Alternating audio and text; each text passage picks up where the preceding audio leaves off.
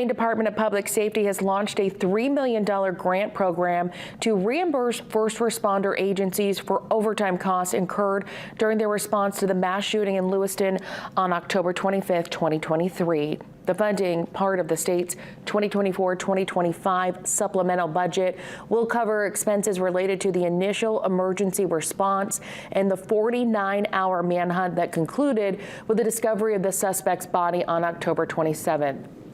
Between 600 and 800 law enforcement officers, along with dozens of fire and EMS agencies, participated in the operation.